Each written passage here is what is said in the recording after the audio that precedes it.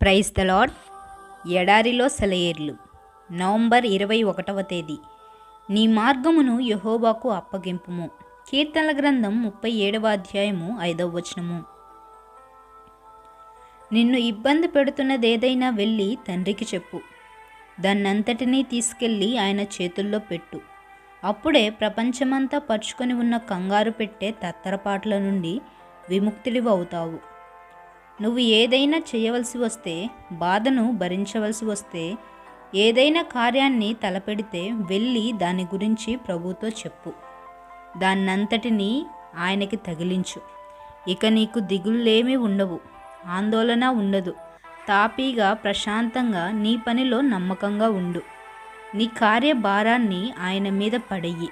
నీ దిగుళ్ళన్నింటినీ నిన్ను కూడా చాపలాగా చుట్టి నీ దేవుని వీపు మీద వెయ్యి. నేడు చుట్టూ నమ్మకమనే కంచె కట్టు. ప్రేమతో దాన్ని పూర్తి చేసి హాయిగా దానిలో కాపురం పెట్టు. రేపు వైపు చూడకు కన్నెత్తి, రేపే ఇస్తాడు దేవుడు రేపుని జయించే కత్తి. దేవుడు మనం నడిచే దారిని సమ్మతిస్తే దాన్ని ఆయన వశం చేయడం వీలవుతుంది. తన మార్గాన్ని ప్రభువుకి అప్పగించడం విశ్వాసమున్న వాడికే సాధ్యం. మన దారి మంచి దారి కాదని ఏమాత్రం అనుమానం ఉన్నా విశ్వాసం ఆ ఛాయలకే రాదు. ఆయన చేతుల్లో పెట్టడం అన్నది ఒక్కసారి జరిగి చేతులు దులిపివేసుకునేది కాదు. ఇది ఎప్పుడూ సాగే తతంగం. ఆయన నడిపింపు ఎంత వింతగా, ఊహించలేనిదిగా కనిపించినప్పటికీ, కొండ అంచుకి ఎంత దగ్గరగా ఆయన నిన్ను తీసుకెళ్ళినప్పటికీ ఆయన చేతుల్లోంచి కళ్ళాన్ని లాగేసుకోకూడదు.